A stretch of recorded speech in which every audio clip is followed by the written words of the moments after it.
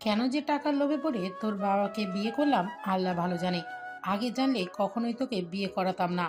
সব তো শেষ করলি। এখন এসেছিস বাপ ছেলে আমার মাথাটা খাওয়ার জন্য, তাই না রে? কথাগুলো বলছে আর গরম পানি ঢালছে মিন্টুর উপর। এদিকে মিন্টু চিৎকার করছে। আশেপাশের কয়েকজন লোক এসে সব দেখে রেশমি বেগমকে বলতে লাগলো। আরে রেশমি, তুমি এসব কি করছো? মিন্টুর তো শরীরে ফোসকা পড়ে যাবে।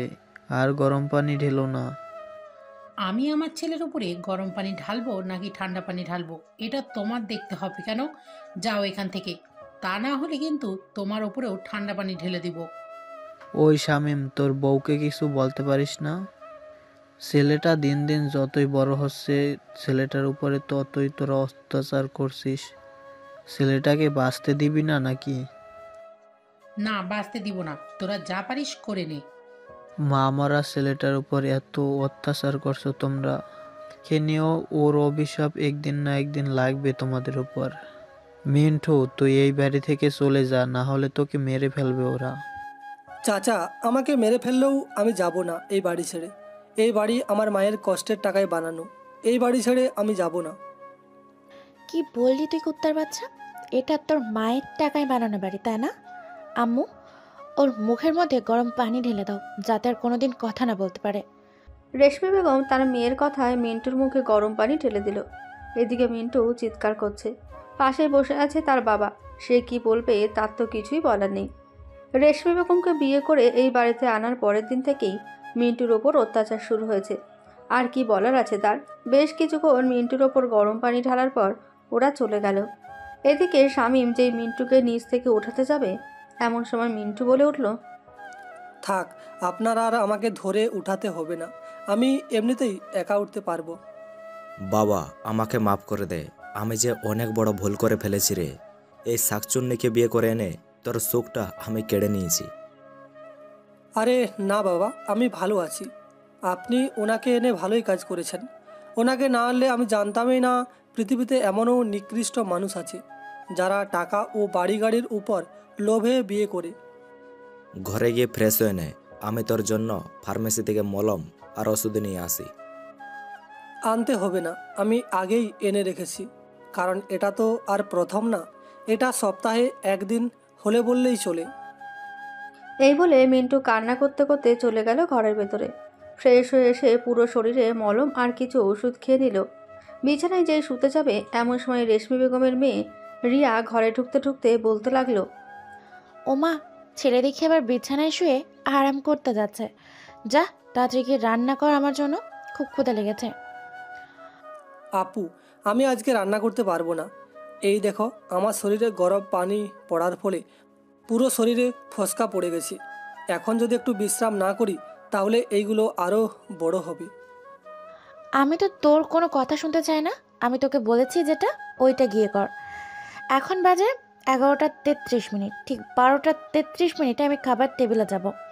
গিয়ে যদি খাবার না পাই, এবার তো গরম পানি ঢেলেছি, পরের বার গরম তেল ঢেলে দিব তোর শরীরে। তখন বুঝতে পারবি আমি কি জিনিস। রিয়ার কথায় মিন্টু তাড়াতাড়ি করে চলে গেল রান্নাঘরে। গিয়ে রান্না করতে করতে 12:30 বেজে গেল। 3 মিনিটের ভেতরে সবগুলো খাবার টেবিলে নিয়ে রেখে দিল। ঠিক 3 মিনিট পর রেশমি বেগম আর রিয়া আসলো। টেবিলে বসতে বসতেই রিয়া বলতে লাগলো, এইভাবে আমার কথা ঠিক মতো শুনবি, সব কিছু থেকেই রেহাই পাবে। আর যদি না শুনিস, একটু আগে কি বলেছিলাম মনে আছে তো? ওইটা দিব এবার। মনে আছে আমার। আর দিতে হবে না। এখন কি করতে হবে বলেন, আমি এখনই করে দিতেছি। কি রে, এগুলো কি রান্না করেছিস? সব খাবারগুলো লবণ কম হয়েছে কেন? আপু, লবণ তো ঠিকই আছে, আমি তো দেখেছি। আমার মুখের উপর কথা? দাঁড়া, তোকে আজকে এমন মার মারবো আর কোনোদিন আমার মুখের উপর কথা বলতে পারবি না। যেই রিয়া মিন্টুর গায়ে হাত দিতে যাবে, এমন সময় শামীম এসে রিয়ার হাতটা ধরে ফেলে আর বলতে থাকে, রিয়া, মিন্টু কিন্তু তোর বড় ভাই। তাকে মারা কিন্তু অনেক বড় অন্যায় কাজ। আব্বু, ছেড়ে দেন। উনি যদি আমাকে মেরে খুশি হয় তাহলে মারুক, তবে এইভাবে না মেরে আমাকে একেবারে মেরে ফেললেই তো পারেন। আমি যখন আপনাদের পথের কাটা। একেবারে মানলে আমি আর আম্মু কার ওপরে আমাদের রাগ ঝাড়বো? তাই তো তোকে তিলে তিলে পুড়িয়ে মারবো, যাতে তুই নিজের ইচ্ছেই মরে যাস। এই বলে রেশমি বেগম আর রিয়া চলে গেল তাদের রুমে। স্বামীও কিছু বলল না, সেও চলে গেল রুমে।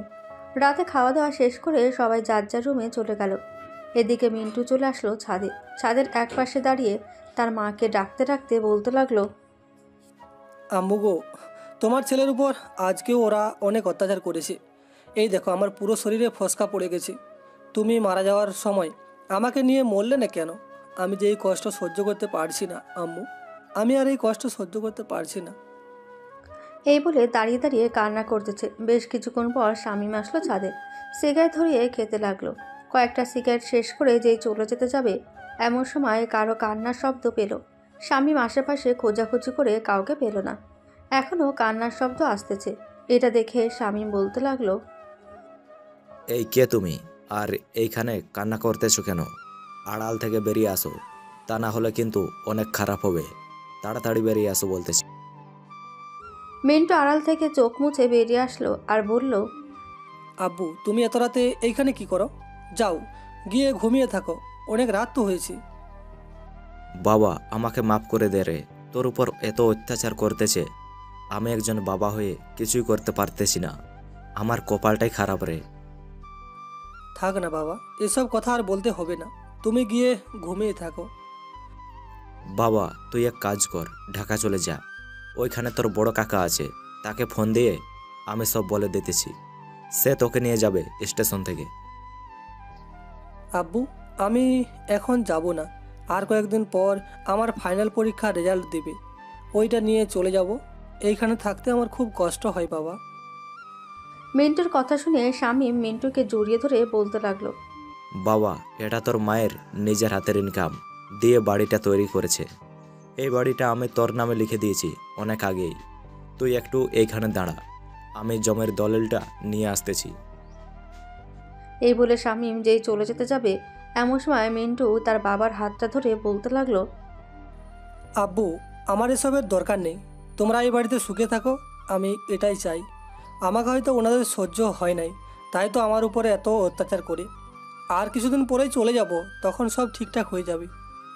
শামীম আর মিন্টু কথা বলছে, এমন সময় ছাদে হাজির হলো রেশমি বেগম আর রিয়া। দুজন হাততালি দিতে দিতে বলতে লাগলো, বাবা, দিনের বেলা ছেলের জন্য প্রাণ ফোরায় না, আর রাত হলেই ছেলেকে এত আদর। ভালোই তো। আর কি নিয়ে যেন কথা বলছিলে? ও হ্যাঁ, মনে পড়েছে, বাড়ির জমি দলিল নিয়ে কথা বলছিলে, তাই না? এই দেখো বাড়ির দলিল। ওই দিন তুমি নিজের হাতে আমাকে লিখে দিয়েছো। এখন আমি চাইলে তোমাদের বাপ ছেলেকে ঘাড় ধাক্কা দিয়ে বের করে দিতে পারবো এই বাড়ি থেকে, কিন্তু দিব না। মিন্টু আমার সৎ ছেলে হলেও একটু হলেও তার জন্য আমার ভালোবাসা আছে। মিন্টু, যা ঘরে গিয়ে ঘুমা। মিন্টু আর কিছু না বলে চলে গেল ঘরে। এদিকে বাকি সবাইও চলে গেল ঘরে। রাত প্রায় 3টে। শামীম আর মিন্টু ঘুমে আচ্ছন্ন হয়ে আছে। এদিকে রেশমি বেগম একটা রুমালে অজ্ঞান করার ওষুধ মিশিয়ে চলে গেল মিন্টুর রুমে। গিয়ে দেখে মিন্টু এখনও ঘুমাচ্ছে। এটা দেখে রুমালটা মিন্টুর মুখে চাপতে ধরতেই মিন্টু অজ্ঞান হয়ে গেল। রিয়া, দরজাটা আস্তে করে খুলে দেখ, তোর বড় মামা আর ছোট মামা এসেছে, তাদেরকে নিয়ে আয় ভেতরে। ঠিক আছে, আনতেছি আম্মু। রিয়া চলে গেল দরজার কাছে। দরজাটা আস্তে করে খুলতেই তার বড় মামা আর ছোট মামা ঘরের ভেতরে প্রবেশ করলো। বড় মামা বলতে লাগলো, রিয়া, তোর মা কোথায় আছে? আমার সাথে সাথে আসো, আমি দেখিয়ে দিচ্ছি কোন রুমে আছে। চল। রিয়ার সাথে সাথে তার দুই মামা চলে গেল মিন্টুর রুমে। গিয়ে দেখে মিন্টুকে অজ্ঞান করে রেখেছে। এটা দেখে রিয়ার বড় মামা আবুল বলতে লাগলো, আপু, একটা রশি নিয়ে আসো, তাকে ভালোভাবে বেঁধে বস্তায় ধরে নদীতে ফেলে দিয়ে আসি। নদীতে ফেললে মারা যাবে, পরে কেস হবে, পুলিশ তদন্ত করে আমাদের সবাইকে বের করে ফেলতে পারবে।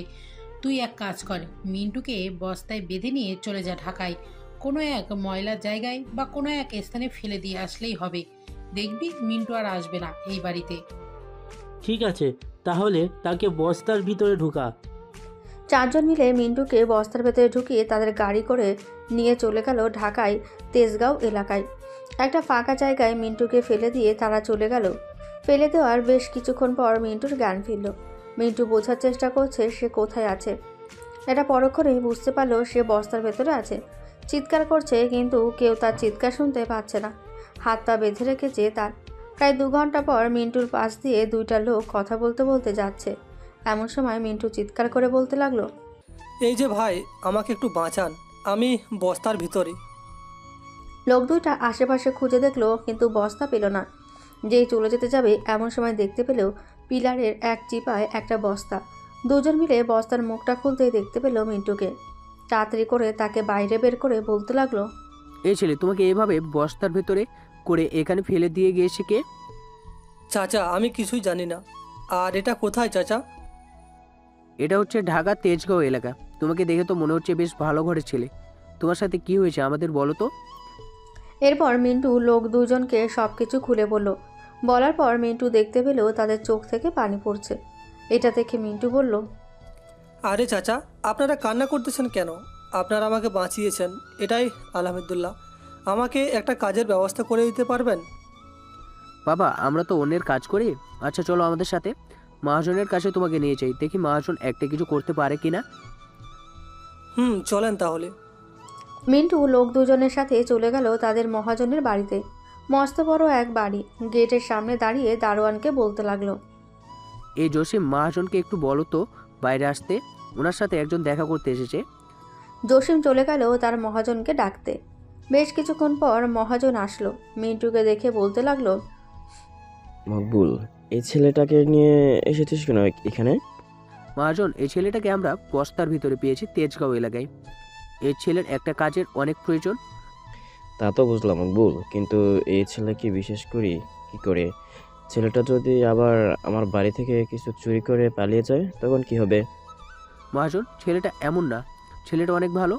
ওর উপর তার সৎ মা ও সৎ বোন অনেক অত্যাচার করেছে, তবুও সে তার বাড়িতেই ছিল।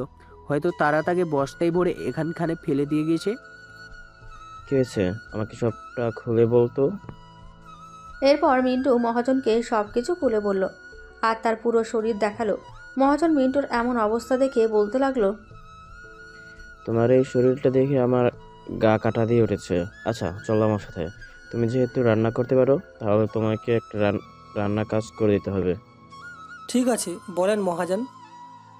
লোক 2টা মিন্টুর কাছ থেকে বিদায় নিয়ে চলে গেল বাড়িতে।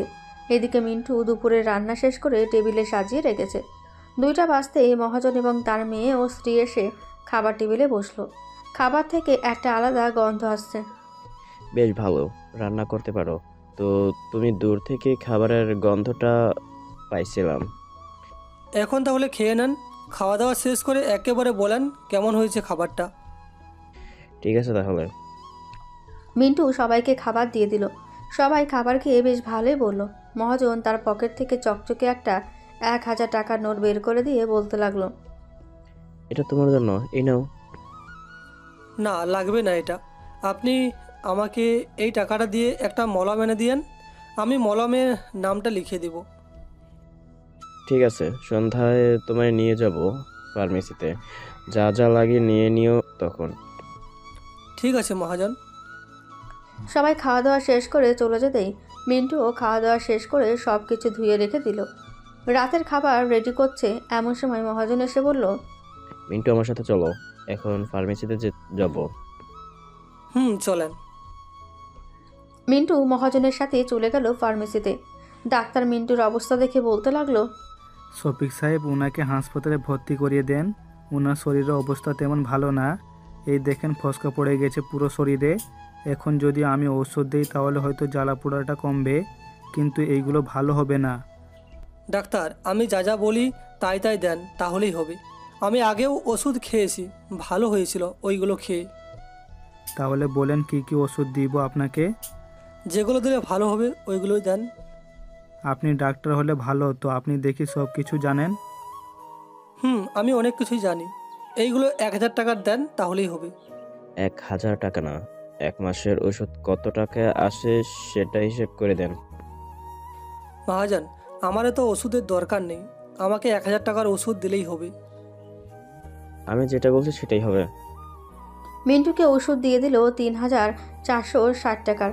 মিন্টুকে বাড়িতে নামিয়ে দিয়ে মহাজন চলে গেল তার কাজে। রাত 11টা, সবাই খেয়ে ঘুমাতে চলে গেল। এদিকে মিন্টু খাওয়া দাওয়া করে সব কিছু ধুয়ে রেখে খাবার টেবিলে মাথাটা ঠেকিয়ে ঘুমিয়ে গেল। রাত 3টে। মহাজনের মেয়ে নিচে আসলো পানি খেতে। মিন্টুকে শীতে কাতরাতে দেখে চলে গেল তার বাবার রুমে। গিয়ে দেখে তার বাবা এখনও ল্যাপটপে কাজ করছে। তার মেয়েকে এত রাতে এইখানে দেখে বলতে লাগলো, কিরে মিম, এত রাতে এখানে কি করিস?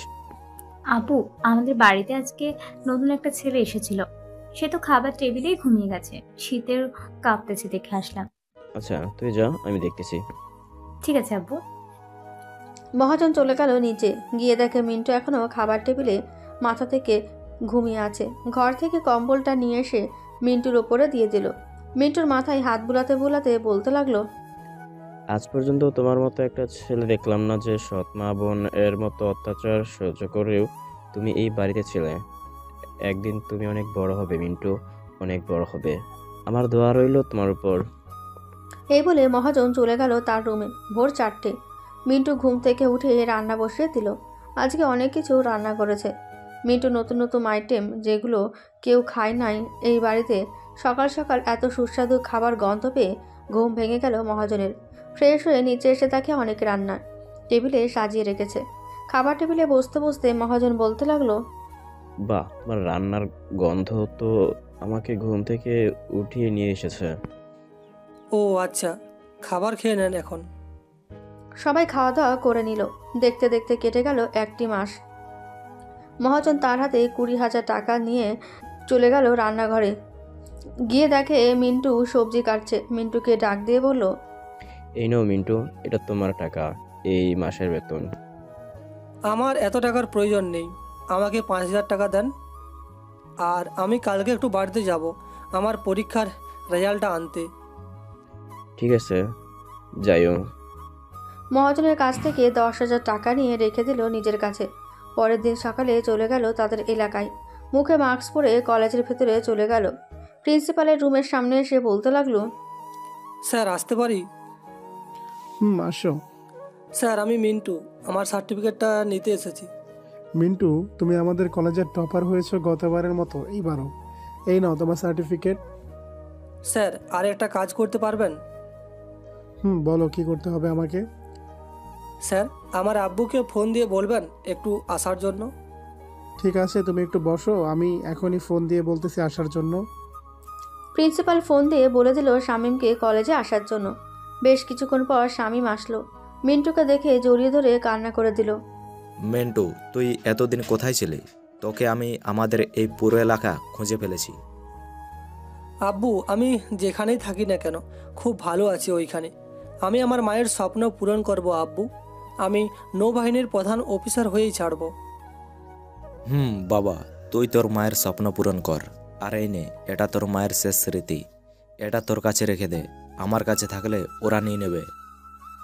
মিন্টু তার বাবার সাথে কথা বলে চলে গেল তার মহাজনের বাড়িতে। দেখতে দেখতে কেটে গেল আরও 1টি মাস। রাতে সবাই খাবার খাচ্ছে।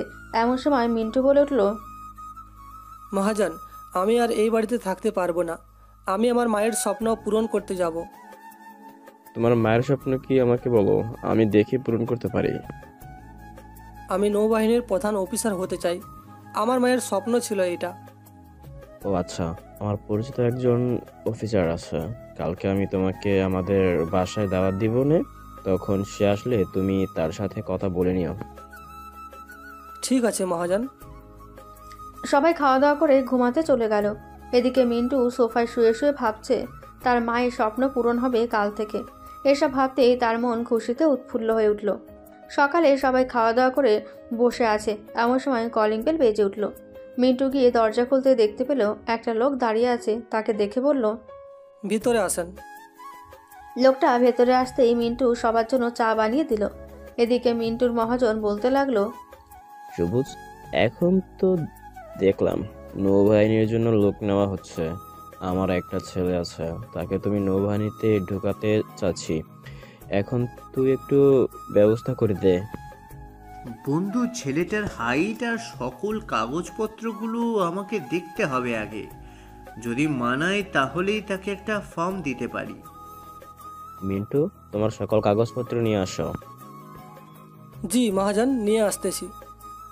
মিন্টু চলে গেল তার রুমে। এদিকে সবুজ বলতে লাগলো, ছেলেটার হাতের বানানো চা তো অনেক মজার ছিল রে। ছেলেটা সব কিছুই বানানো অনেক মজার, রান্না থেকে শুরু করে যা যা বানাতে সব কিছুই। তাহলে বেশি টাকা দিয়ে তোর বাড়িতে রান্নার কাজের জন্য রেখে দে। আমি রাখতে চেয়েছিলাম, কিন্তু ছেলেটার মায়ের স্বপ্ন সে নাকি নৌবাহিনীর প্রধান অফিসার হবে। এর জন্য কালকে রাতে বলতেছে এই বাড়ি থেকে চলে যাবে। পরে আমি তোর কথা বলেছি, তাই আর যাইনি। ও আচ্ছা। এই নেন স্যার আমার সকল কাগজ। সবুজ সকল কাগজগুলো দেখে তা পুরাই অবাক, কারণ সে সবসময় ফার্স্ট হয়ে এসেছে এবং বিভিন্ন জায়গা থেকে পুরস্কারও পেয়েছে। মিন্টু, তোমার সকল কাগজ তো ঠিক আছে, তোমাকে এখনই আমাদের সাথে চলে যেতে হবে ক্যাম্পে। একটা কাগজ দেব, ভর্তি হয়ে নেবে। রাতে তোমাদের ট্রেনিং দেওয়ার জন্য 2 জন লোক আসবে। 140 জনের মধ্যে তুমি একজন। যদি ফার্স্ট হতে পারো সবগুলোতে, তাহলেই তুমি নৌবাহিনীর চাকরিটা করতে পারবে। আর ফার্স্ট না হতে পারলে বুঝতেই তো পারছো। জি স্যার, চলেন তাহলে এখন যাই আমরা। মিন্টু চলে গেল সবুজের সাথে ক্যাম্পে। গিয়ে দেখে অনেক লোক ভর্তির ফর্ম নিতেছে। সবুজ একটা ফর্ম এনে দিল মিন্টুকে।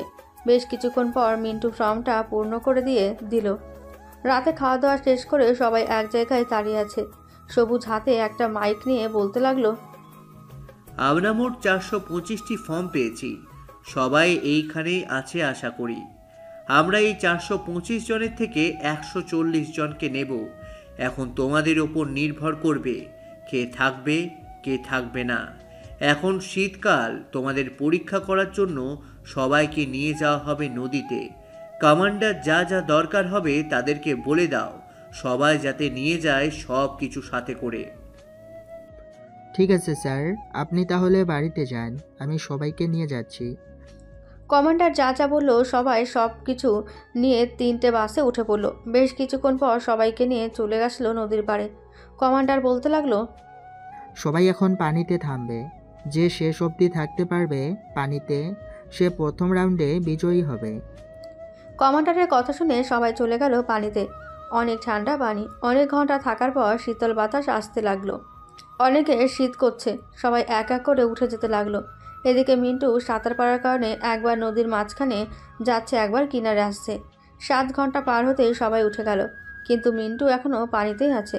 কমান্ডার মিন্টুকে উদ্দেশ্য করে বলল, মিন্টু উঠে আসো উপরে, সবাই উঠে গেছে। কমান্ডারের কথা শুনে মিন্টু উঠে আসলো। কমান্ডার মাইকে ঘোষণা দিল আজকের বিজয়ী হয়েছে মিন্টু। কমান্ডার সবাইকে নিয়ে চলে আসলো ক্যাম্পে। সবাই চলে গেল ঘুমোতে। ভোর 5টা। মিন্টু উঠে এক্সারসাইজ করতে লাগলো। এদিকে সবুজ ক্যাম্পে ঢুকতে ঢুকতে দেখতে পেল মিন্টু এক্সারসাইজ করছে। মিন্টুর কাছে না এসে সবুজ চলে গেল কমান্ডারের কাছে। কমান্ডার, কালকে কয়জন কতক্ষণ পানিতে থেকেছে? স্যার, কালকে মোট 144 জন পানিতে থেকেছে, 6 ঘন্টা 25 মিনিট। সবার শেষে উঠে এসেছে মিন্টু। তবে স্যার, মিন্টু কিন্তু সাঁতারে এক্সপার্ট।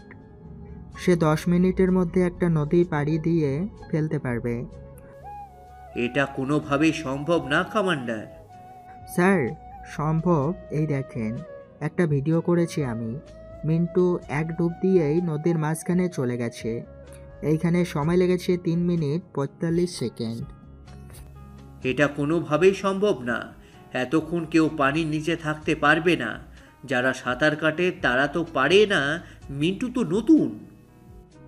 স্যার, আমি নতুন হলেও আমি ছোট্ট থেকে গ্রামে বড় হয়েছি। গ্রামের পুকুরে অনেক সাঁতার কেটেছি। ছোট্ট থেকেই 1 থেকে 2 মিনিটের মতো পানির নিচে থাকতে পারতাম। এখন হয়তো আরও বেশি থাকতে পারি। ঠিক আছে, তাহলে আমিও আজকে দেখতে চাই তুমি কতক্ষণ পানির নিচে থাকতে পারো। ড্রেস চেঞ্জ করে আসো, তোমাকে নিয়ে যাব নদীতে। ঠিক আছে স্যার। মিন্টুকে নিয়ে চলে গেল নদীতে। সবুজ নদীর পাড়ে দাঁড়িয়ে আছে। এদিকে মিন্টু পানিতে নেমে পড়ল। প্রথম ডুব দিয়েই চলে গেল নদীর তলদেশে। হঠাৎ মিন্টুর পা এক জায়গায় আটকে গেল। চারিপাশে তাকিয়ে দেখে একটা পুরনো কি যেন পড়ে আছে এইখানে। মিন্টু অনেক চেষ্টা করে তার পা ছাড়িয়ে নিয়ে 3 মিনিট পর ওপরে উঠে তার স্যারকে বলতে লাগলো, স্যার, পানির নিচে কি যেন আছে, অনেক পুরনো জিনিস। এইখানে তো মিন্টু কোনো কিছু থাকার কথা না। কারণ জনবহুল এলাকা। আচ্ছা, তুমি যখন বলতেছো তখন না হয় যাওয়া যাক।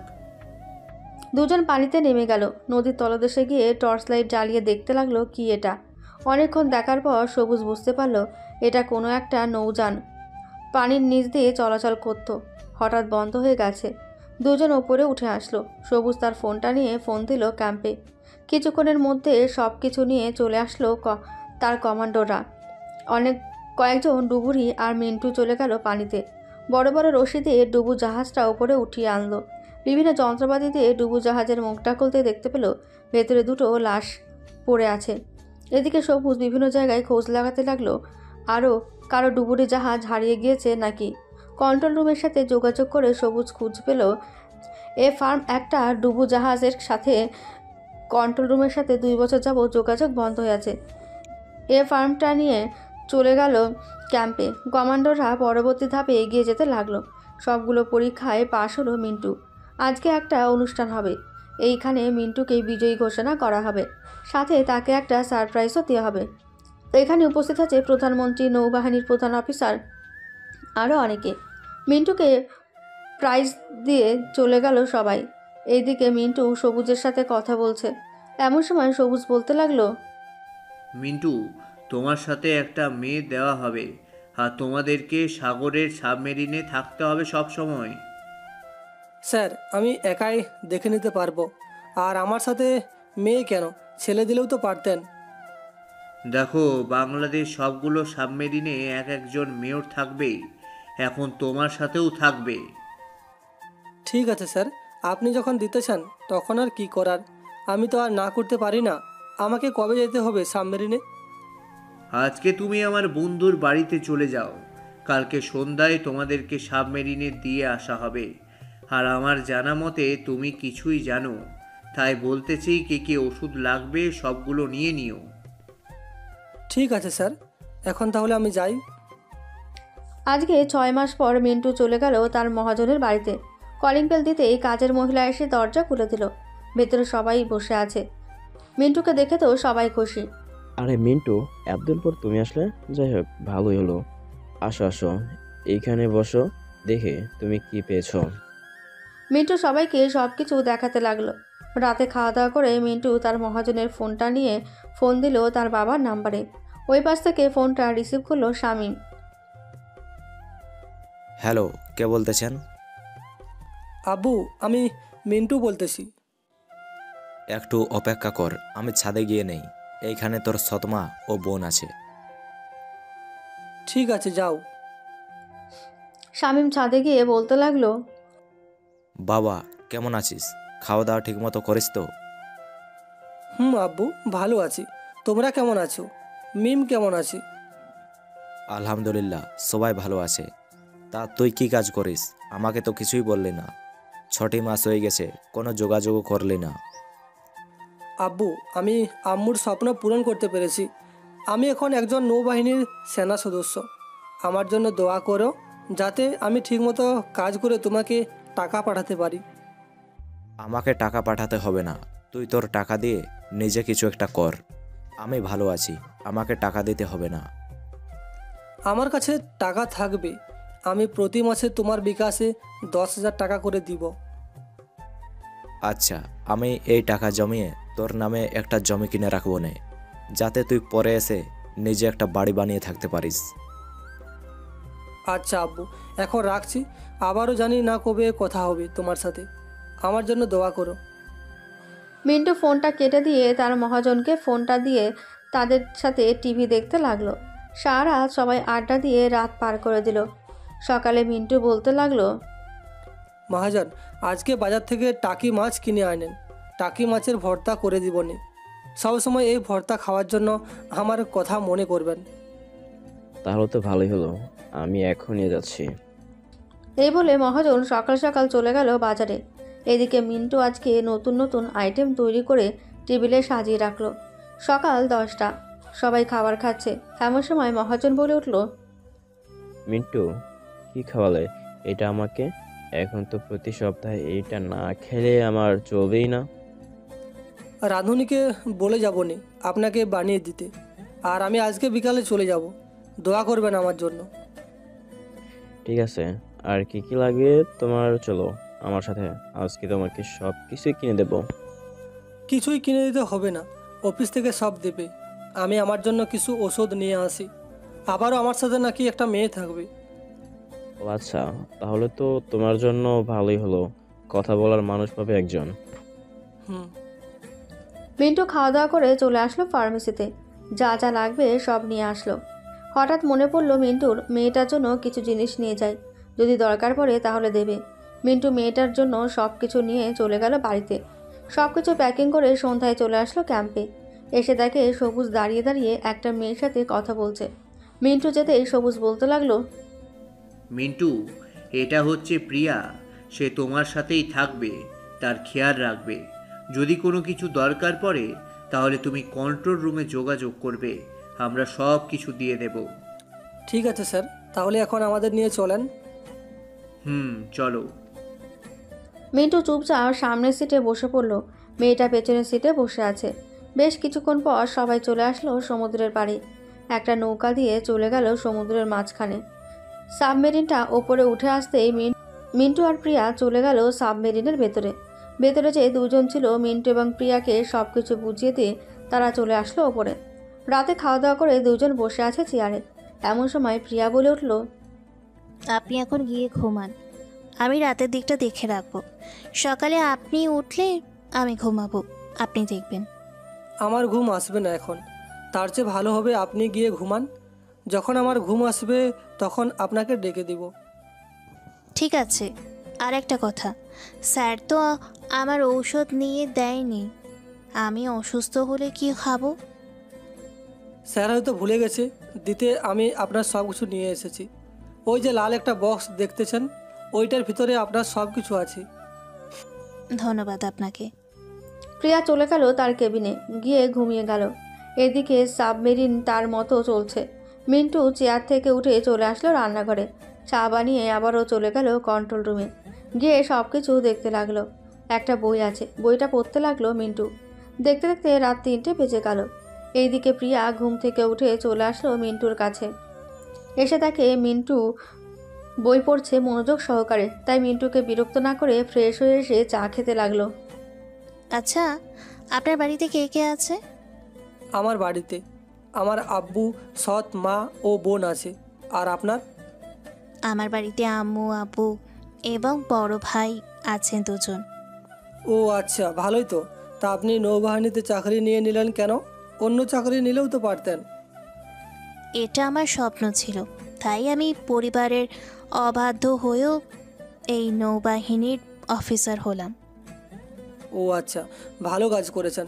তাই এইখানে তো তেল ছাড়া সব রান্না করা যাবে। কি খাবেন বলেন? আপনি রান্নাও করতে পারেন? সব কিছুই করতে পারি আমি। এখন বলেন কি খাবেন? আপনার মনের মতো একটা রান্না করে আনেন, ওইটাই খাবো আমি।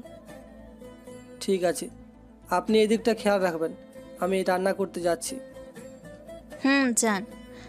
প্রিয়া চেয়ারে বসে বই পড়তে লাগলো। এদিকে মিন্টু রান্না করতে লাগলো, যা আছে তা দিয়েই। 1 ঘন্টার ভেতরে রান্না শেষ করে মিন্টু চলে আসলো প্রিয়ার কাছে। খাবারটা হাতে নিয়ে প্রিয়া বলতে লাগলো, বাহ, আপনার রান্নায় তো অনেক সুগন্ধ আছে, খাইতেও মজাই হবে মনে হচ্ছে। দুজন খাওয়া দাওয়া করে নিল। দেখতে দেখতে কেটে গেল 1টি মাস। এই 1 মাসে প্রিয়া আর মিন্টু অনেকটা ভালোই কাটালো। হঠাৎ কন্ট্রোল রুম থেকে খবর আসলো, হ্যালো প্রিয়া এবং মিন্টু, আমার কথা শুনতে পাচ্ছ? আলফা 001, আমি আপনাদের কথা শুনতে পাচ্ছি। সামনে তোমাদের বিপদ আছে, তোমরা সাবধানে থাকবে। আমাদের আরও একটা সাবমেরিন তোমার খুব কাছে আছে। ঠিক আছে স্যার, আমি এই দিকটা দেখতেছি। মিন্টু তার বুদ্ধি দিয়ে শত্রুদের সাবমেরিনকে আঘাত করতে সক্ষম হয়েছে। কিছুক্ষণের মধ্যে শত্রুদের সাবমেরিন ব্লাস্ট হয়ে যাবে, তাই মিন্টু তাদের দ্বিতীয় সাবমেরিনকে এই দিকে আসতে না বলল। কিছুক্ষণের মধ্যে সাবমেরিনটা ব্লাস্ট হয়ে গেল। এদিকে ব্লাস্ট হওয়ার সাথে সাথেই প্রিয়া মিন্টুকে জড়িয়ে ধরল। মিন্টু বুঝতে পেরেছে যে প্রিয়া কিছুটা ভয় পেয়েছে। বেশ কিছুক্ষণ এইভাবে থাকার পর প্রিয়া বুঝতে পারল সে মিন্টুকে জড়িয়ে ধরেছে। এটা দেখে প্রিয়া মিন্টুকে ছেড়ে দিয়ে কিছুটা স্বাভাবিক হয়ে বলতে লাগলো, সরি, আসলে আমি বুঝতে পারি নাই তোমাকে জড়িয়ে ধরেছি। ঠিক আছে, সমস্যা নাই। এখন আপনি গিয়ে বিশ্রাম করেন, রাত হয়েছে। তুমি যাও, তুমি অনেক দিন ধরে রাতের দিকটা খেয়াল রাখো। আজকে না হয় আমি রাখতেছি, যদি কোনো বিপদ সংকেত আসে তাহলে তো কন্ট্রোল থেকে আমাদের জানাবে। আচ্ছা, তাহলে খেয়াল রাখেন। প্রিয়া চেয়ারে বসে কন্ট্রোল রুমের সাথে যোগাযোগ করছে। এদিকে মিন্টু তার কেবিনে এসে ঘুমিয়ে পড়ল। দেখতে দেখতে কেটে গেল আরও 6টি মাস। দুইজন বসে চা খাচ্ছে। এমন সময় কন্ট্রোল থেকে সবুজ স্যার বলতে লাগলো, হ্যালো প্রিয়া এবং মিন্টু, 6 মাস তো কেটে গেল, তোমাদের খাবারের কোনো প্রয়োজন আছে নাকি? জি স্যার, আমাদের খাবারের প্রয়োজন ছিল। আর প্রিয়া একটু অসুস্থ হয়ে গেছে, ওনাকে ট্রিটমেন্টের জন্য বাইরে নিয়ে যেতে হবে। সাবমেরিনের ওষুধে কাজ করতেছে না। ঠিক আছে, আজকে সন্ধ্যায় সেই আগের জায়গায় এসো। আমি নৌকা নিয়ে অপেক্ষায় থাকব, তার সাথে অন্য একজন মেয়ে থাকার জন্য নেব।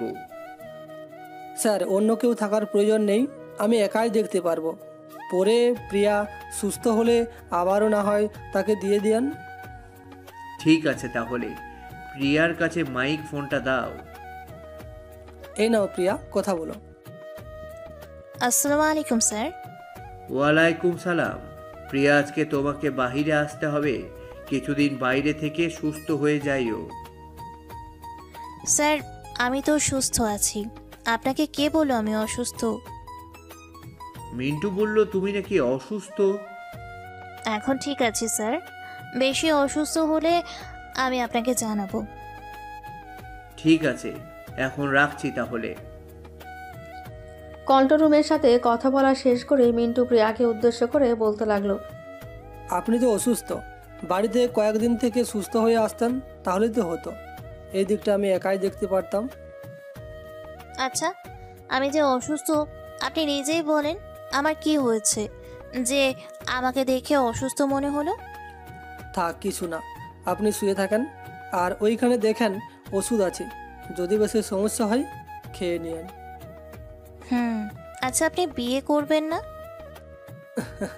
আমার আবার বিয়ে? আমার মতো এতিম ছেলেকে কে বিয়ে করবে? আপনার তো আব্বু আছে, তাহলে নিজেকে এতিম বলেন কেন? তা আছে। আচ্ছা, আপনি গিয়ে ঘুমান একটু, তাহলে ভালো লাগবে। পরে না হয় কথা বইল। ঠিক আছে। প্রিয়া ঘুমাতে চলে গেল। এদিকে মিন্টু চেয়ারে বসে আছে। এমন সময় কন্ট্রোল থেকে phone call. Hello mister Mintu এবং প্রিয়া, আপনাদেরকে এখনই উপরে উঠে আসতে হবে। শত্রুরা চারিদিক থেকে আপনাদেরকে ঘিরে ফেলেছে, তাড়াতাড়ি উপরে উঠে আসেন। আমি তাদের সাথে যুদ্ধ করতে চাই, আপনারা সেই ব্যবস্থা করেন। একা একটা সাবমেরিন দিয়ে তাদের সাথে লড়াই করা যাবে না, আপনাদের উপরে আসতে হবে এখনই। উপরে আসেন, বাকিটা আমরা দেখতেছি। মিন্টু ফোনটা রেখে দিল। কিছুক্ষণ ভাবতে লাগলো। সাবমেরিনটা ঘুরিয়ে নিয়ে আসলো সেই জায়গায়।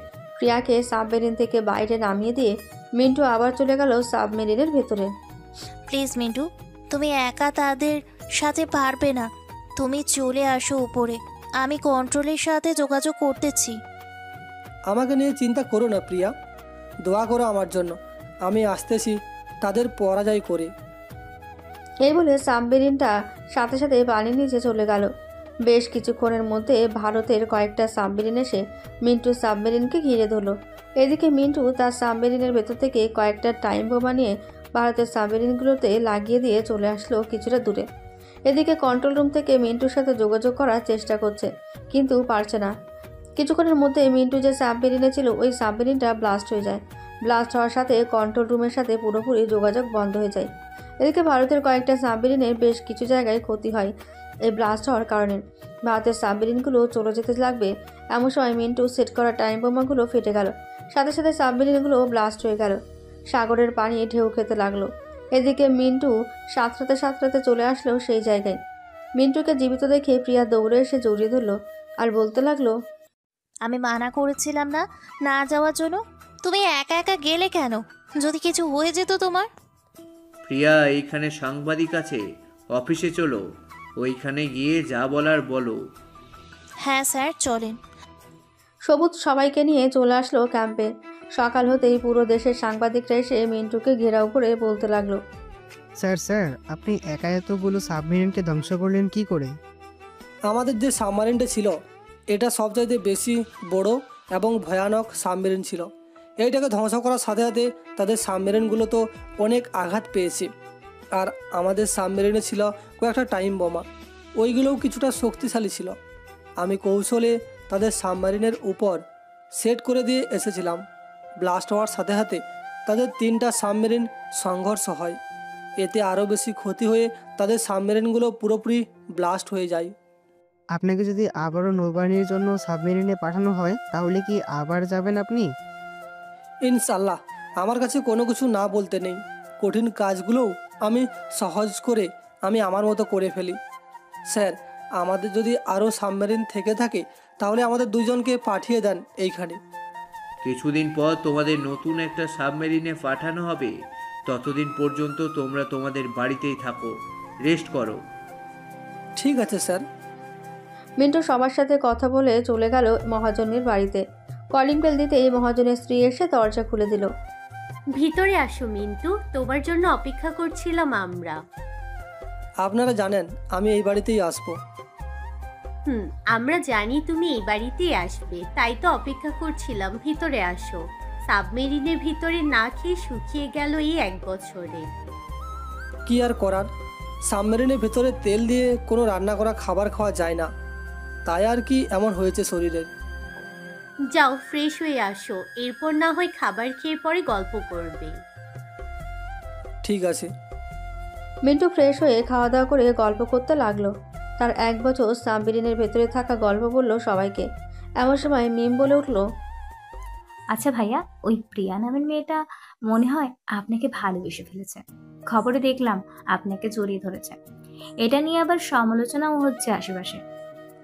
সমালোচনা হলে আর কি বলার, ওরা সমালোচনা করবে আর এই দিক দিয়ে আমরা ভাইরাল হব, তাই না? তা ঠিক। আচ্ছা যাও, এখন একটু বিশ্রাম করো, গিয়ে বিকেলে আমাকে নিয়ে ফুচকা খাওয়াতে নিয়ে যাবে। ঠিক আছে। মিন্টু একটা রুমে গিয়ে ঘুমিয়ে পড়ল। আজকে অনেকদিন পর ঠিকমতো ঘুমাতে পারছে মিন্টু। সারাদিন ঘুমানোর পর বিকেলে ঘুম থেকে উঠে ফ্রেশ হয়ে মিমকে নিয়ে চলে আসলো পার্কে। 2 জন ফুচকা খাচ্ছে, এমন সময় পেছন থেকে কে যেন এসে মিন্টুর প্লেট থেকে ফুচকা খেতে লাগলো। এটা দেখে মিম বলতে লাগলো, আই নে, তুমি কে? আর ওর কাছ থেকে ফুচকা খাচ্ছ কেন? কিনে খেতে পারো না? না, খেতে পারি না। মিন্টু আমার বয়ফ্রেন্ড, আমি তার কাছ থেকে খাবো না তো কার কাছ থেকে খাবো? বললেই হলো নাকি? মিন্টু আমার বয়ফ্রেন্ড। না, সে আমার বয়ফ্রেন্ড মানে আমার। এই বলে 2 জনে ঝগড়া লেগে গেল। আশেপাশের মানুষজন দৌড়ে আসলো এখানে। এদিকে মিন্টু বলতে লাগলো, প্রিয়া আর মিম, তোমরা 2 জন থামবে?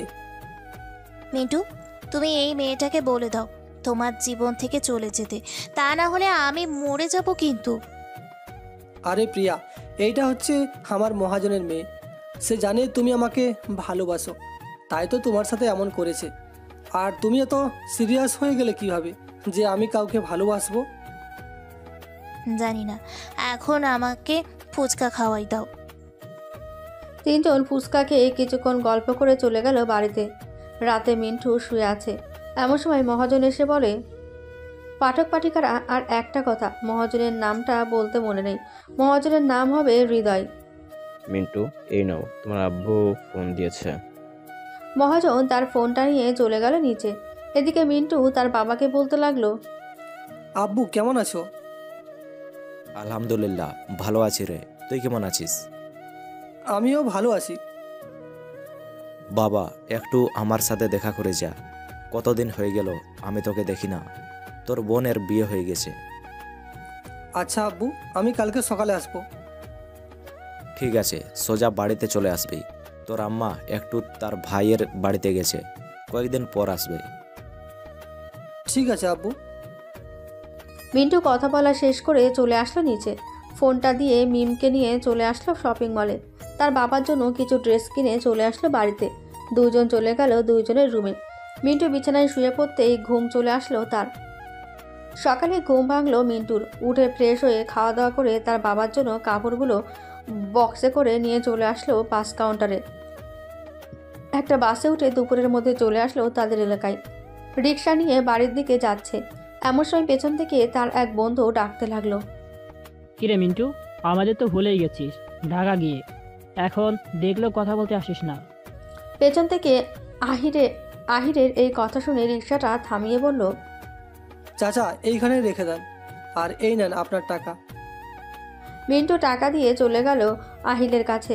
সবাই আছে এইখানে। মিন্টু সবাইকে জড়িয়ে ধরে বলল, আমি তোদের দেখি নাই রে, দেখলে নিশ্চয়ই আসতাম তোদের কাছে। ভালোই। তা তুই তো নৌবাহিনীর অফিসার হয়ে গেছিস, আমাদের জন্য একটা চাকরির ব্যবস্থা করে দে। বাড়িতে বসে থেকে আব্বু আম্মুর কথা শুনতে ভালো লাগে না রে।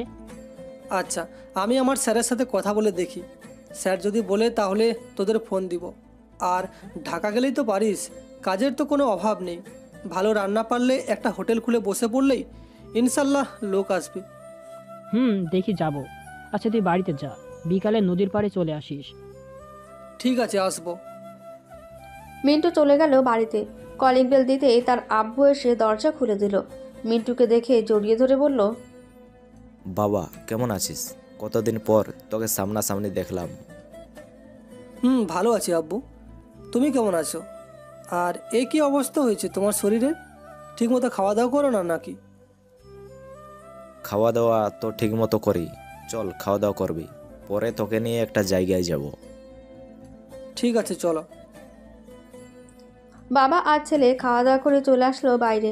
একটা রিক্সা নিয়ে চলে আসলো সুন্দর একটা বাড়ির সামনে। আশেপাশে অনেক সুন্দর জায়গা। আব্বু, এটা কার বাড়ি? আর এইখানে নিয়ে এসেছো কেন আমাকে? মেন্টু, এটা তোর বাড়ি। তুই যে টাকাগুলো দিয়েছিলি, ওই টাকাগুলো দিয়ে আমি এই বাড়িটা তৈরি করেছি। চল ভিতরে যাই, গিয়ে দেখি। অনেক সুন্দর হয়েছে তো বাড়িটা, চলো যাই ভিতরে। মিন্টু ও তার বাবা চলে গেল বাড়ির ভেতরে। গিয়ে পুরো বাড়িটা ঘুরে ঘুরে দেখে চলে আসলো বাড়িতে। বিকালে মিন্টু চলে গেল নদীর পাড়ে। সব বন্ধুরা বসে গল্প করেছে। এমন সময় নদীতে দেখতে পেল একটা ডুবু জাহাজ। কিন্তু এটা বাংলাদেশে না, এটা ভারতের। মিন্টু তার পকেট থেকে ফোনটা বের করে কন্ট্রোল রুমে খবর দিল। এদিকে মিন্টুও পানিতে নেমে পড়ল। ডুবু জাহাজের পিছু পিছু যাচ্ছে। বেশ কিছু দূর যাওয়ার পর শত্রুরা বুঝে ফেলল যে তাদেরকেও পিছু নিয়েছে। তাই তারা ডুবু জাহাজটা ঘুরিয়ে মিন্টুর ওপর আক্রমণ করতে লাগলো। এদিকে মিন্টুও তার বুদ্ধি দিয়ে তাদেরকে বারবার এক জায়গায় ঘোরাতে লাগলো। কিছুক্ষণ এইভাবে ঘোরার পর যখন বুঝতে পারলো মিন্টুর সাথে তারা পারবে না, তাই তাদের ডুবু জাহাজটা ফুল স্পিডে চালিয়ে ওইখান থেকে পালিয়ে গেল। মিন্টু আর তাদের অনুসরণ করতে পারল না। ওপরে উঠে আসতেই তার বন্ধুরা বলতে লাগলো, কিরে বন্ধু, তুই হঠাৎ করে পানিতে নেমে গেলি কেন?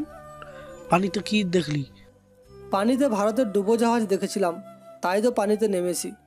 চল এখন বাড়িতে চলে যাই, কালকে আবারও আমি ঢাকায় চলে যাব। ঠিক আছে চল। সবাই চলে গেল বাড়িতে। মিন্টু রাতে খাওয়া দাওয়া করে শুয়ে আছে। এমন সময় প্রিয়ার ফোন কল।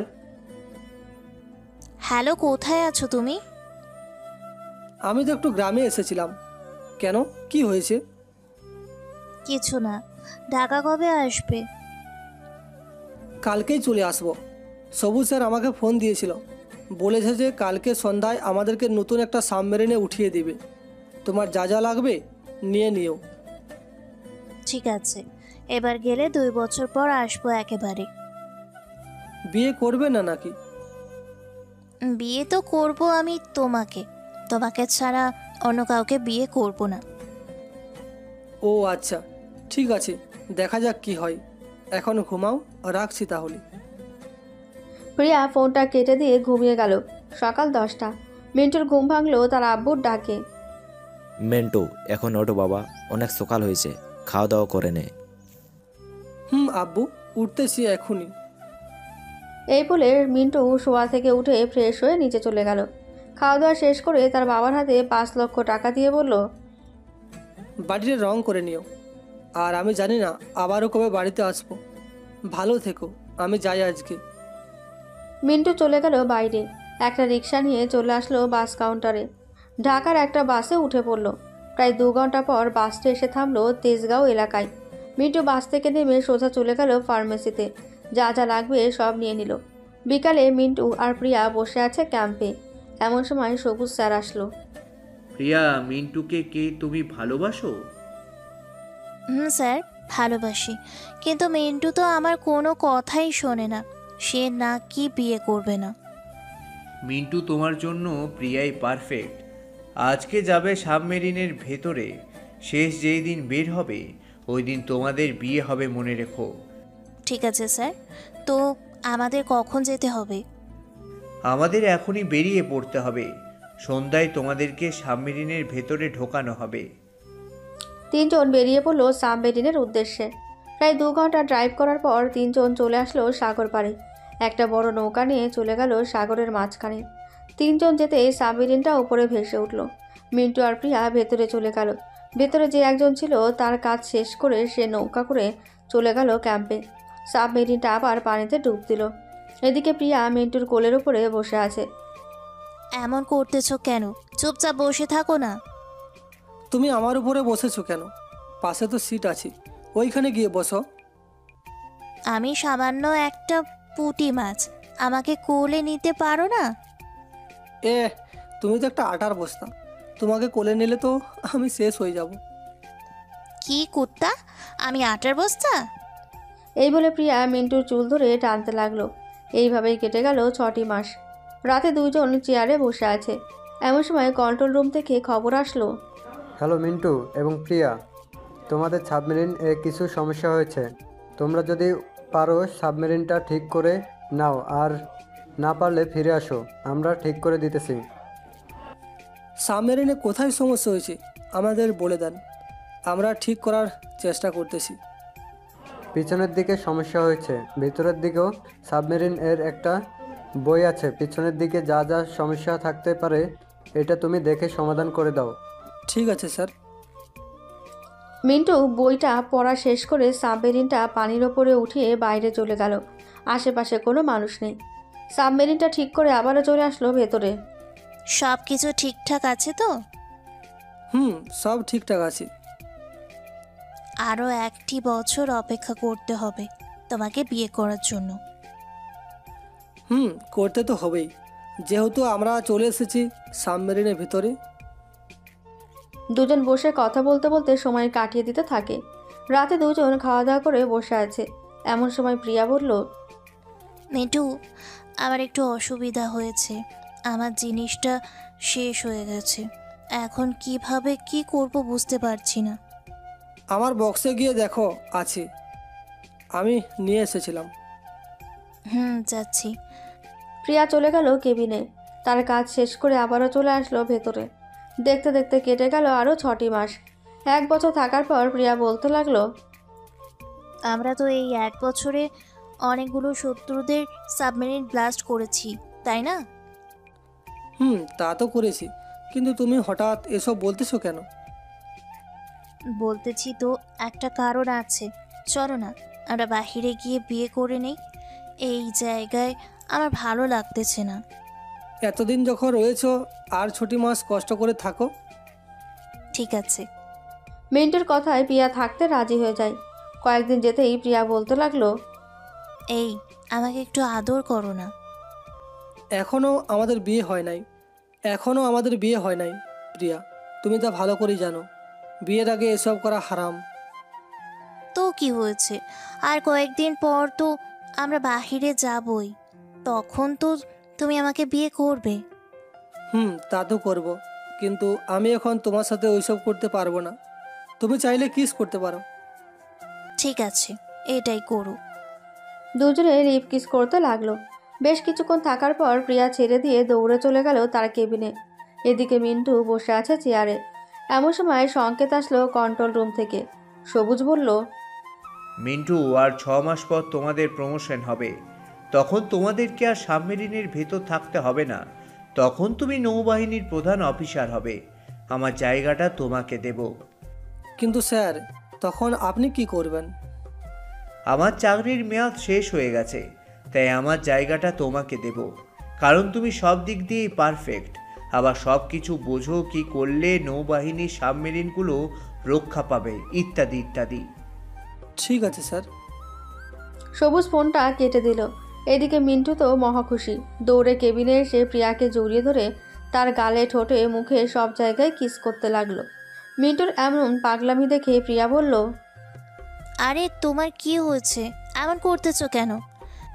6 মাস পর আমাদের প্রমোশন হবে, তখন আমাদের উপর আর সাবমেরিনের ভিতরে থাকতে হবে না। সবুজ, স্যারের জায়গাটা আমাকে দিবে। আমি নৌবাহিনীর প্রধান অফিসার হব তখন। তাহলে তো ভালোই হলো, আমিও চাকরি ছেড়ে দিব। তাই করো। দেখতে দেখতে মিন্টুদেরও সময় শেষ হয়ে আসলো। 6 মাস পর তারা বাইরে আসলো। প্রায় 2 বছর 7 মাস পর বাইরে আসলো মিন্টু ও প্রিয়া। তাদেরকে ফুল দিয়ে বরণ করলো সবুজ স্যার। আমার এই কেরিয়ার লাইফে আজ পর্যন্ত কাউকে দেখিনি সাবমেরিনের ভেতরে এত বছর কাটিয়ে দিতে।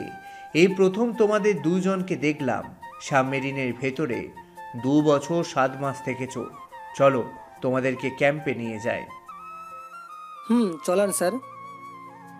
সবুজ সবাইকে নিয়ে চলে গেল ক্যাম্পে। সবাই বসে বসে অপেক্ষা করছে প্রিয়া আর মিন্টুর জন্য। তারা দুজন যেতেই সবার মুখে হাসি ফুটে উঠল। দুজন বসে আছে চেয়ারে। এমন সময় সবুজ স্যার মাইকটা হাতে নিয়ে বলতে লাগলো, আপনারা জানেন যে দীর্ঘ 2 বছর 7 মাস পর মিন্টু এবং প্রিয়া সাবমেরিনের ভেতর থেকে বের হলো।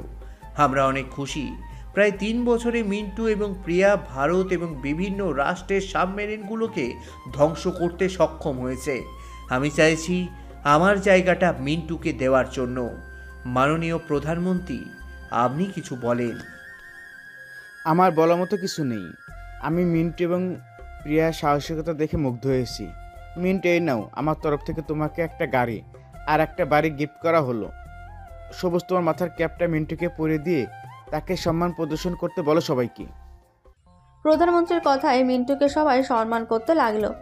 এইভাবেই দেখতে দেখতে সন্ধ্যা হয়ে গেল। মিন্টু চলে আসলো তার মহাজনের বাড়িতে। কলিং বেল দিতে এই মহাজনের স্ত্রী এসে দরজা খুলে দিল।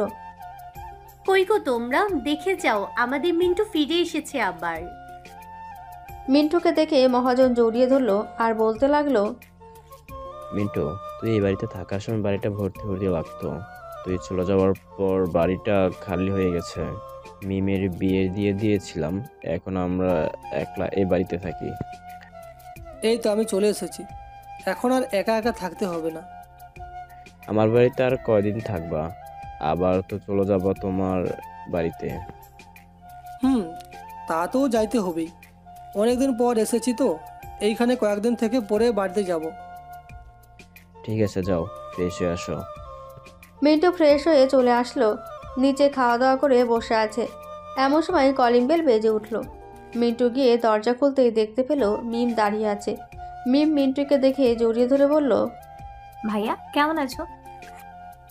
ভালো আছি, তুই কেমন আছিস? আমিও আলহামদুলিল্লাহ ভালো আছি। এটা হচ্ছে আমার বড় সাকিব। সাকিব, এটা হচ্ছে আমার ভাইয়া, নৌবাহিনীর প্রধান অফিসার। আগে ভিতরে আয়, এরপর বাকি কথা বলিস। সবাই ভেতরে এসে গল্প করতে লাগলো। দেখতে দেখতে কেটে গেল 1 সপ্তাহ। মিন্টু তার ফোনটা নিয়ে ফোন দিল তার বাবার নাম্বারে। কয়েকবার রিং হতেই ওই পাশ থেকে একটা মহিলা ফোনটা রিসিভ করে বলল, হ্যালো, কে বলতেছেন? আম্মু, কেমন আছো? মেঘ, তুই? আম্মু। বাবা, তুই কোথায় আছিস? বাড়ি আয় প্লিজ। আমরা তোর সাথে অনেক অন্যায় করেছি, আমাদেরকে মাফ করে দে। আমি কালকে আসবো। আম্মু, এখন রাখছি তাহলে। আব্বুকে বইল আমি ফোন দিয়েছিলাম। ঠিক আছে। মিন্টু তার মা বাবার জন্য কিছু শপিং করে চলে আসলো বাড়িতে। সকাল হতেই খাওয়া দাওয়া করে প্রিয়াকে নিয়ে চলে আসলো তাদের বাড়িতে। কলিং বেল দিতেই রেশমি বেগম এসে দরজা খুলে দিল। মিন্টুকে দেখে জড়িয়ে ধরলো। কেমন আছিস বাবা? ভালো আছি আম্মু, তোমরা কেমন আছো? আমিও আলহামদুলিল্লাহ ভালো আছি। ভেতরে আয় মা, ভেতরে এসো। সবাই চলে গেল ভেতরে। দুপুরে খাওয়া দাওয়া করে বসে আছে। রেশমি বেগম তার ছেলের কাছে মাপ চেয়ে নিয়েছে। এই নে মিন্টু, তোর মায়ের জমির দলিল। এটা আমার লাগবে না আম্মু, তোমার কাছে রেখে দাও। না রে, এটা আমি রেখে কি করব? আমি তোর নামে লিখে দিয়েছি। আবার প্রিয়া মা, তোমার আব্বু আম্মু সবাইকে বলো কালকে আমাদের বাড়িতে আসতে। তোমাদের তো বয়স হয়েছে, বিয়েটা দিয়েই দিই। ঠিক আছে আম্মু, আমি রাতে ফোন দিয়ে বলে দিবনি। এখন আপনারা বসে গল্প করুন, আমি চা বানিয়ে নিয়ে আসি। প্রিয়া চলে গেল চা বানাতে। সবার জন্য চা বানিয়ে চলে আসলো সবার কাছে। চাগুলো দিয়ে গল্প করতে লাগলো। দেখতে দেখতে রাত হয়ে গেল। খাওয়া দাওয়া করে সবাই সবার রুমে চলে গেল। কি ব্যাপার, তুমি আমার রুমে এসেছো কেন? আজ থেকে এটা আমারও রুম, তোমার শুধু একার না। তা বুঝলাম। ঠিক আছে, তুমি ওই পাশে ঘুমাও, আমি এই পাশে ঘুমাবো। না, তা তো হবে না। আমি তোমাকে জড়িয়ে ধরে ঘুমাবো। আচ্ছা, আসো তাহলে, তবে কোনো দুষ্টুমি করতে পারবে না। ঠিক আছে। দুইজন ঘুমিয়ে গেল। সকালে ঘুম থেকে উঠে প্রিয়া তার শাশুড়ি মায়ের সাথে রান্না করতে চলে গেল। এদিকে মিন্টু ঘুমিয়ে আছে। সকাল 10টা। প্রিয়ার ডাকে ঘুম ভাঙলো মিন্টুর। এই ওঠো, সকাল 10টা বেজে গেছে, সবাই চলে এসেছে। তাড়াতাড়ি ফ্রেশ হয়ে খাবার টেবিলে আসো। ঠিক আছে, আসতেছি, তুমি যাও। প্রিয়া চলে গেল। এদিকে মিন্টু ফ্রেশ হয়ে চলে গেল খাবার টেবিলে। খাওয়া দাওয়া করে সবার সাথে গল্প করতে লাগলো। এমন সময় প্রিয়ার আব্বু বলে উঠল, বিয়ে সাহেব, আজকে রাতে এই কাজে ডেকে বিয়েটা পড়িয়ে ফেলি, একজন না হয় বিয়ের পরেই করাবো। আব্বু, আয়োজন করে বিয়ে দেওয়ার কোনো প্রয়োজন নেই, কাজী রেখে বিয়ে দিয়ে দিলেই তো হবে। ঠিক আছে, তোমরা যেহেতু আয়োজন করতে মানা করতেছো তাহলে আয়োজন করব না, আজকে রাতে তোমাদের বিয়ে হবে। সবাই গল্প করতে লাগলো। দেখতে দেখতে সন্ধ্যা হয়ে আসলো। মিন্টুর পরিচিত কয়েকজন লোক আসলো। রাতে বিয়ে পড়িয়ে দিয়ে কাজই চলে গেল। খাওয়া দাওয়া শেষ করে সবাই বসে আছে। এমন সময় মিন্টুর সৎমা বলতে লাগলো, মিন্টু, রিয়াকে নিয়ে ঘরে যা, অনেক রাত হয়েছে। ঠিক আছে আম্মু, যাইতেছি। মিন্টু প্রিয়াকে নিয়ে চলে গেল তার রুমে। ঘড়ির দিকে তাকিয়ে দেখে রাত 1:45 বাজে। এটা দেখে প্রিয়া বলল, আমি তো সাজতে পারতাম না, তুমি একটু ওয়েট করো, আমি শাড়ি এনেছি, ওইটা পরে আসতেছি। শাড়ি পরতে হবে না, তোমাকে এমনিতেই সুন্দর লাগে। চলো 2 রাকাত নফল নামাজ আদায় করে আমাদের নতুন জীবন শুরু করি। চলো। মিন্টু আর প্রিয়া নামাজ আদায় করে বিছানায় বসে পড়ল। মিন্টু তার পকেট থেকে একটা সোনার চেন বের করে প্রিয়ার গলায় পরিয়ে দিয়ে বলল, এটা তোমার জন্য এনেছিলাম, দেওয়া হয় নাই। ও আচ্ছা, এখন ঘুমিয়ে যাও। ঠিক আছে, তাহলে ঘুমিয়ে পড়তেছি, তুমি থাকো। এই বলে মিন্টু চোখ বন্ধ করে ঘুমের ভান ধরে শুয়ে পড়ল। বেশ কিছুক্ষণ পর প্রিয়া মিন্টুর বুকের ওপরে উঠে ঠাস ঠাস করে মিন্টুর 2 গালে চড় বসিয়ে দিল।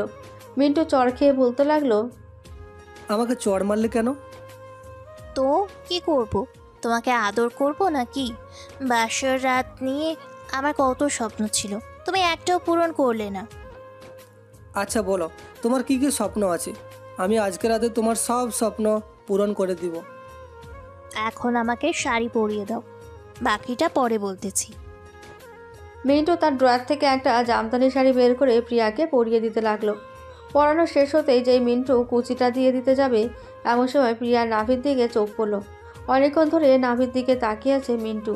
এটা দেখে প্রিয়া বলল, কি মহারাজ, আদর করবেন নাকি? ইচ্ছে তো করতেছে আদর করতে, কিন্তু এখন আদর করব না। এখন তোমার সাথে গল্প করব, এরপর আদর করব। মহারাজ, ঘড়ির দিকে তাকিয়ে দেখেন 3টা বেজে গেছে।